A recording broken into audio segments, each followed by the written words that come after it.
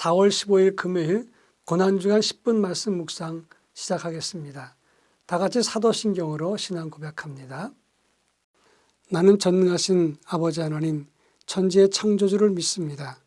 나는 그의 유일하신 아들 우리 주 예수 그리스도를 믿습니다.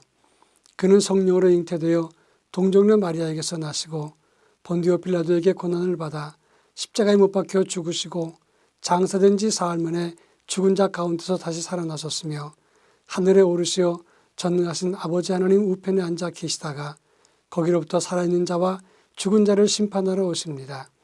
나는 성령을 믿으며 거룩한 공교회와 성도의 교제와 죄를 용서받는 것과 몸의 부활과 영생을 믿습니다.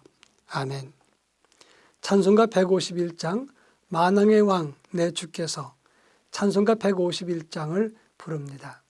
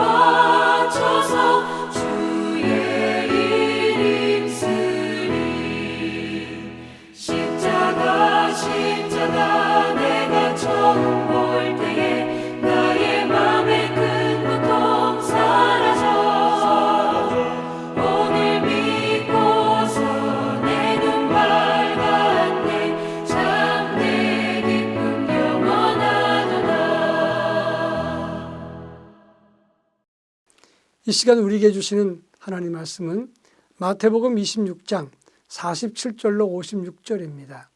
마태복음 26장 47절로 56절 말씀을 한 절씩 읽겠습니다. 제가 전체를 봉독합니다.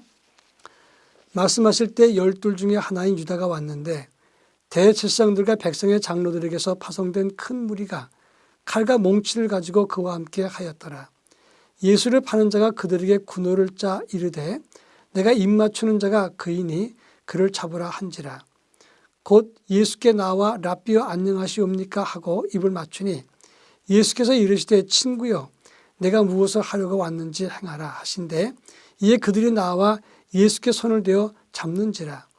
예수와 함께 있던 자 중에 하나가 손을 펴 칼을 빼어 대제사장의 종을 쳐 그 귀를 떨어뜨리니 이에 예수께서 이르시되 내 칼을 도로 칼집에 꽂으라.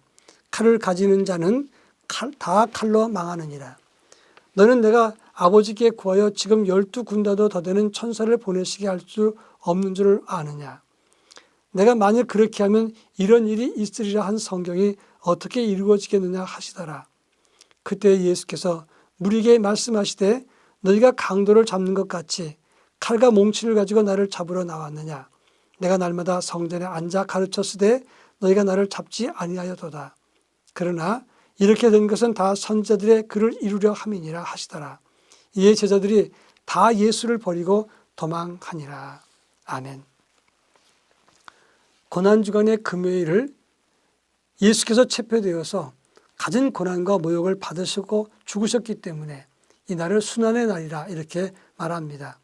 그리고 이날 금요일만 성금요일이라고 이야기하는 것입니다. 예수님은 목요일날 밤 12시부터 새벽 3, 4시까지 베드로와 야고보와 요한과 함께 기도하셨습니다.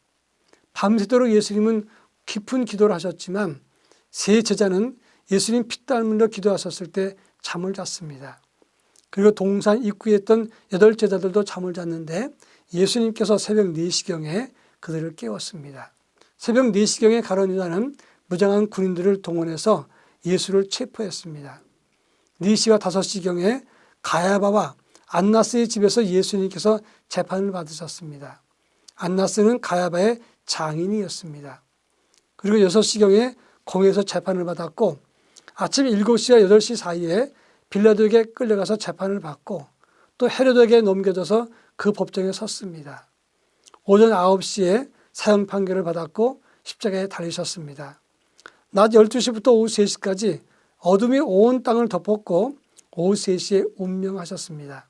그리고 오후 6시에 해질 때 장사 지낸 바 되었다고 하는 것입니다. 이것이 성금요일날 있었던 하루의 과정입니다. 오늘 우리가 읽은 본문의 말씀은 새벽 4시경에 예수님 체포될 당시의 상황을 설명한 부분입니다. 이 본문의 의미가 무엇인가를 함께 살펴볼까 합니다. 먼저 오늘 본문을 보면 밤새 기도하셨던 예수님은 대단히 피곤했습니다. 그런데 함께 했던 제자들은 깨어있던 사람이 한 사람도 없었다고 하는 것입니다. 예수님은 잠자던 그들을 나와 함께 기도하자 3번이나 깨웠지만 일어나지 않았습니다. 그러다가 검과 몽치를 들고 나타난 군인들에 의해서 예수님이 체포를 당했다고 하는 것입니다. 잠자던 제자들은 말 한마디 못하고 예수를 빼앗겼습니다. 자다가 깨었던 베드로는 검을 뽑고 맞서다가 예수님의 책망을 들었다고 하는 것입니다. 예수님 체포됐을 때 다른 제자들은 다 도망갔습니다. 무엇을 말할까요? 이것은 기도하지 않고 자고 졸던 사람들, 영적으로 깨어있지 않은 사람들은 예수 빼앗기게 된다는 것이고 칼과 인간적인 방법으로 해결하려고 하다가 결국 모두가 다 도망가는 실패자가 되게 된다는 사실을 설명하고 있는 것입니다. 그런 의미에서 우리는 어떤 상황 속에서도 첫째는 깨어 있어야 되고 두 번째로는 어떤 중한 힘든 일이 있어도 비겁한 도망자가 되어서는 안 된다고 하는 것입니다. 자, 그러면 이 성금요일에 또 무슨 일이 있었습니까? 마태복음 26장 57절로 68절에 보면 예수를 체포해서 안나스의 집으로 데려갔다 그랬습니다. 대제사장이었던 안나스는 참 교활한 사람입니다. 그래서 로마 정부는 이 안나스를 축출하고 그의 사위였던 가야바를 대제사장으로 세웠습니다.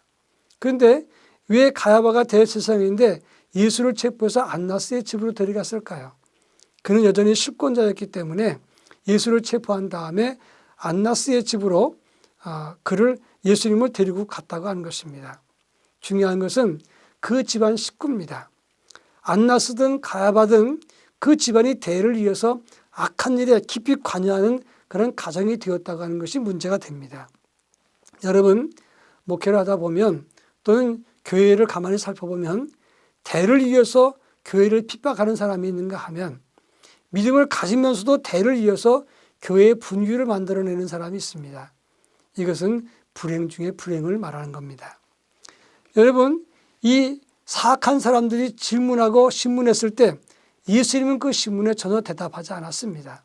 왜 그럴까요? 악한 이들에게 변명하거나 구걸하거나 구차한 설명하지 않는 것이 바로 의의 길이기 때문이었다 하는 것입니다. 때때로 우리가 예수 믿으면서 의의 일을 하다가 시련 만나게 되면 구차하게 설명하고 도와달라고 할 게 아닙니다. 더 크신 손길을 갖고 우리를 도와주시는 하나님을 의지하는 것이 옳은 것이다 하는 겁니다. 이제 마지막으로 산 판결을 받으신 예수님, 마태복음 27장 27절로 37절을 보면 재판받은 지 30분 만에 예수님이 체포되어서 십자가에 처형당하십니다. 변호나 재심의 기회를 주지 않았습니다. 일반적인 법정은 30제도입니다. 변호하고 자기 방어의 기회를 다 주는 것인데 예수님께는 그런 기회를 주지 않았습니다. 오히려 예수님을 희롱하고 모욕하고 멸시와 침뱉고 가시면을 씌우고 예수의 십자가에 못 박고 창으로 찔렀습니다. 그 자체가 예수님은 고난의 길이고 모욕의 길이었고 슬픔과 고통의 길을 겪으셨다고 하는 것입니다. 성금요일을 맞아서 의학적으로 얼마나 아팠을까? 또 법적인 절차를 어떻게 진행해 왜 생략했을까? 이런 걸 따지는 것은 무의미한 일입니다. 왜 주님이 형벌받으셨는가가 중요한 것입니다. 주님이 고난받고 십자가에 몸을 찢으시면서 죽으셨던 이유는 내가 받을 채찍, 내가 받을 죄의 형벌, 내가 받을 모욕과 수치였다는 것을 알아야 되는 것입니다. 죄의 값은 사망이고 죄의 형벌은 잔악한 것입니다. 인생을 가장 비참한 형벌로 나가게 하는 것인데 예수님은 우리 대신 그 십자가에 짐을 지시고 대신 고통과 절망을 받으셨다고 하는 것입니다. 오늘 성금요일 주님이 고통당하신 것을 가슴에 새기고 묵상하면서 십자가를 생각하는 복된 날이 될 수 있기를 바랍니다. 도망자가 아니라 더 이상 주님의 십자가 피하는 사람이 아니라 십자가를 붙잡고 나도 그 길을 따르게 하옵소서, 이런 믿음의 결단을 가지는 우리 모두가 되기를 바랍니다. 기도합니다. 사랑 많으신 주님 감사합니다.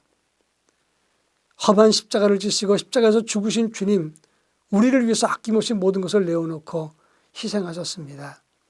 그 사랑과 은혜로 구원받게 된 우리들은 이제 더 이상 죄와 함께 사는 삶을 돌이킬 수 있게 해주시고 주님이 걸으셨던 십자가의 길을 묵상하면서 그 길을 따를 수 있도록 은혜를 더하여 주옵소서. 철저하게 자기를 비우셨던 예수님 생각하면서 우리도 자기를 비우는 믿음을 가질 수 있도록 역사해 주옵소서. 예수님의 이름으로 간절히 기도합니다. 아멘.